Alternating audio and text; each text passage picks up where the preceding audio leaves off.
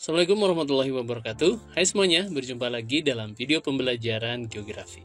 Pada video kali ini kita akan membahas materi tentang regionalisasi.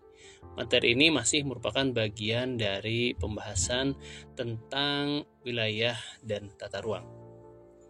Oke, di video kali ini Bapak akan menjelaskan pengertian dari regionalisasi, apa tujuannya, apa manfaatnya ya, dan contoh-contoh dari regionalisasi. Sebelum masuk ke materi, kalian bisa lihat dulu gambar yang sudah tampil di sini.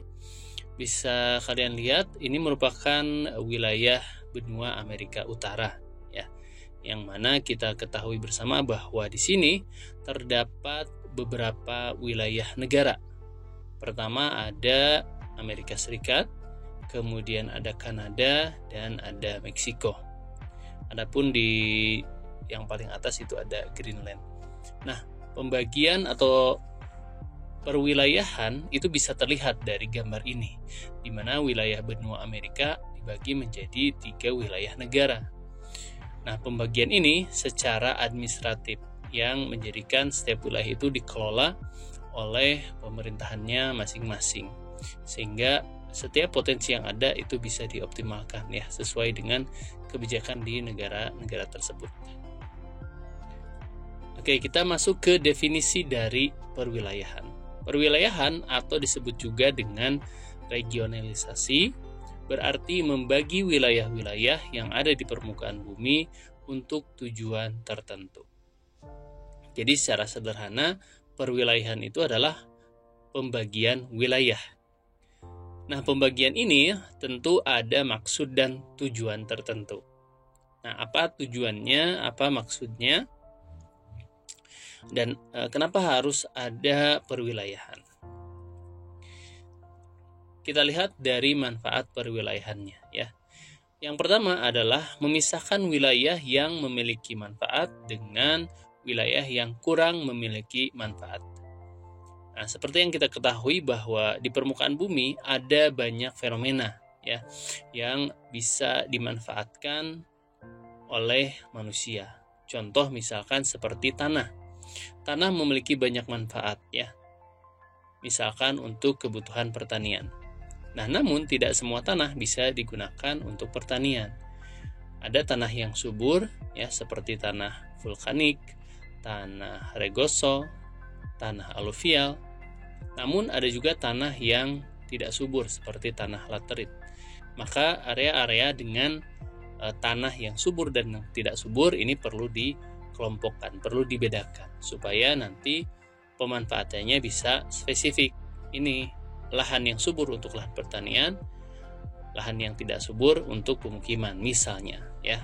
Kemudian yang kedua adalah mengurutkan keanekaragaman kondisi di permukaan bumi. Ya, seperti yang kita ketahui, di permukaan bumi banyak sekali keanekaragaman. Dari mulai iklim, kemudian vegetasi, lalu penduduknya juga ya, dan banyak keragaman-keragaman lainnya yang supaya lebih mudah untuk mengidentifikasi keragaman ini, maka dilakukanlah perwilayahan.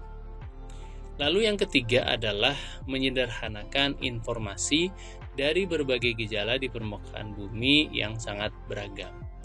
Karena saking banyaknya fenomena di permukaan bumi, saking beragamnya fenomena di permukaan bumi, kadang menjadikan kita agak susah untuk membedakannya. Nah, maka melalui perwilayahan ini disederhanakan. Ya, informasi-informasi itu disederhanakan supaya kita bisa mengenali lebih mudah ya apa saja keragaman yang ada di suatu wilayah. Kemudian yang keempat adalah memantau perubahan-perubahan yang terjadi di permukaan bumi. Kita tahu bumi semakin lama ya terus berkembang, terus berubah, maka tentu akan ada wilayah-wilayah juga yang berubah, baik dari fungsinya, kondisinya, dan hal-hal lainnya tentu akan mengalami perubahan. Perubahan-perubahan ini agar bisa tetap terpantau, agar bisa tetap terlihat, maka perlu dibuatkan perwilayahan ya. Misalkan yang tadinya wilayah subur itu sangat luas, mencakup beberapa hektar misalnya. Nah, kemudian di waktu berikutnya ternyata wilayah subur ini menjadi semakin menyempit. Nah, maka perubahan-perubahan ini perlu ditandai atau perlu diikuti dengan perwilayahan. Itu manfaat perwilayahan. Berikutnya adalah tujuan perwilayahan. Yang pertama adalah menyebarkan dan memeratakan pembangunan. Nah, di sini menekankan bahwa dengan membagi-bagi wilayah, dalam hal ini mungkin secara administratif, sehingga pembangunan di sebuah negara, misalkan seperti Indonesia dengan wilayahnya yang sangat luas, dengan adanya perwilayahan per provinsi, kota, kabupaten, pembangunan diharapkan bisa merata.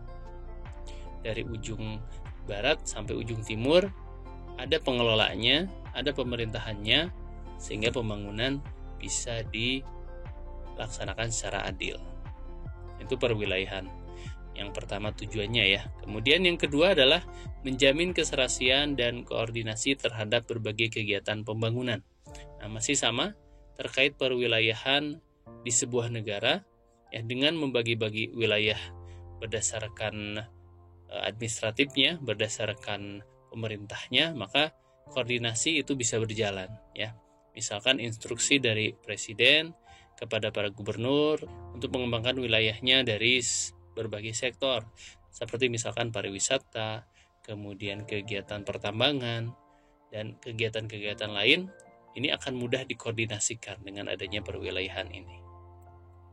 Kemudian yang ketiga adalah pengarahan kegiatan pembangunan kepada aparatur pemerintah di pusat atau daerah dan juga kepada masyarakat dan para pengusaha.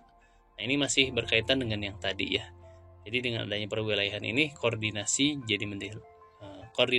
menjadi lebih mudah untuk mengarahkan instruksinya dari pusat, kemudian setiap wilayah menjalankan instruksi tersebut.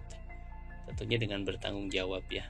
Nah, itu adalah tujuan dari perwilayahan. Nah, selanjutnya kita masuk ke contoh perwilayahan.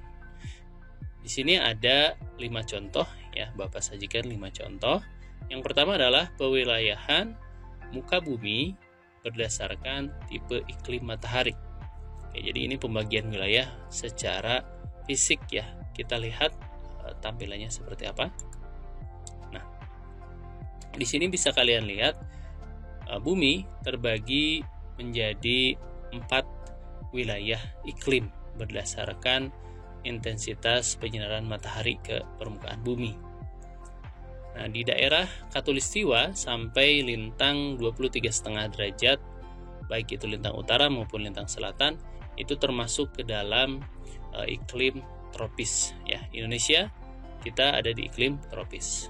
Kemudian naik ke atas di 23,5 derajat sampai 40 derajat, itu masuk ke iklim subtropis.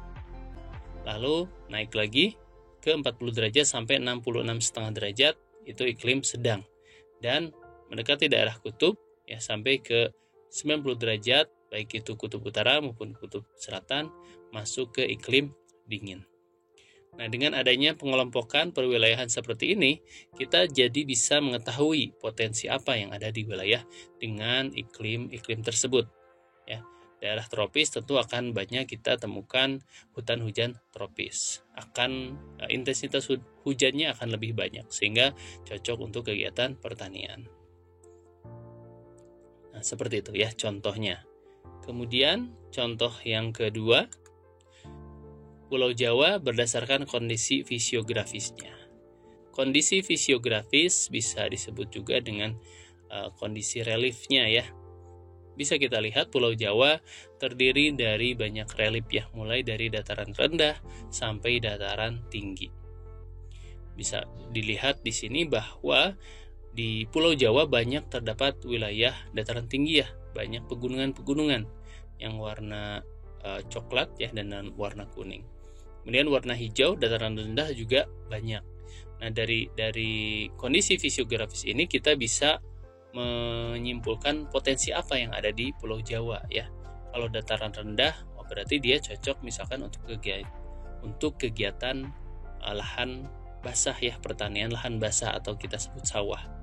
Daerah dataran tinggi itu misalkan cocok untuk kegiatan pertanian hortikultura atau sayur mayur. Nah, jadi banyak hal yang bisa ditentukan, yang bisa dioptimalkan dengan mengetahui fisiografis suatu wilayah. Contoh yang ketiga kita lihat adalah perwilayahan Indonesia berdasarkan wilayah waktu. Ya, kita tahu Indonesia dibagi menjadi 3 wilayah waktu ya. Ada waktu Indonesia bagian barat, waktu Indonesia bagian tengah, dan waktu Indonesia bagian timur. Ya, ini penting untuk menentukan berbagai hal ya, misalkan jadwal seperti jadwal penerbangan atau misalkan jadwal sholat ya, kalau di Indonesia kan mayoritasnya muslim. Nah, itu berpatokan pada pembagian waktu ini ya. Kemudian selain itu juga pembagian wilayah berdasarkan waktu ini juga terkait dengan bagaimana kegiatannya dimulai lebih awal ya dibandingkan dengan wilayah lainnya. Bayangkan kalau misalkan Indonesia tidak ada pembagian wilayah, maka waktunya itu jadi sama semua, akan terjadi ketimpangan ya. Misalkan di Papua waktunya ikut dengan Pulau Jawa dan Sumatera. Nah, maka orang-orang di Papua sana mungkin jadinya akan telat ya, karena waktunya itu mereka lebih duluan paginya. Misalkan di sana sudah jam 9, di kita masih jam 7. Kalau ikut ke barat, nah maka kesiangan jadinya ya orang-orang yang ada di timur ini, ataupun sebaliknya. Ya, kalau ikut misalkan ke Pulau Jawa, Pulau Sumatera ikut ke waktu di Papua, nah maka terlalu cepat. Nah, maka pembagian ini menyimbangkan ya aktivitas keseharian di wilayah masing-masing, sehingga menjadi ideal sesuai dengan waktu, sesuai dengan terbitnya matahari ya, seperti itu. Kemudian contoh yang keempat adalah perwilayahan muka bumi berdasarkan vegetasi. Nah, kita tahu wilayah di permukaan bumi ini vegetasinya ada banyak sekali, dan ini salah satunya dipengaruhi oleh iklim ya. Maka ini juga sangat berkaitan erat ya dengan iklim matahari. Seperti misalkan di daerah Khatulistiwa itu kita akan banyak menemui tropik, di sini tropical rainforest atau hutan hujan tropis ya. Kita lihat di sini di Indonesia banyak hutan hujan tropis ya. Di Amerika Selatan juga ada ya, di daerah sini Brazil, Ekuador. Nah, kemudian semakin ke utara atau semakin ke selatan itu suhunya semakin rendah ya, semakin dingin, sehingga yang ditemui di sana wilayahnya adalah wilayah taiga ataupun tundra. Nah, itu contoh pewilayahan vegetasi. Kemudian contoh yang terakhir adalah pewilayahan negara Indonesia berdasarkan jenis faunanya. Nah, Indonesia jenis faunanya itu dibedakan menjadi 3 wilayah ya. Ada fauna Indonesia Barat ya, atau disebut dengan Asiatis. Ada fauna Indonesia Tengah ya, atau fauna endemik. Dan ada fauna Indonesia Timur atau disebut fauna Australis.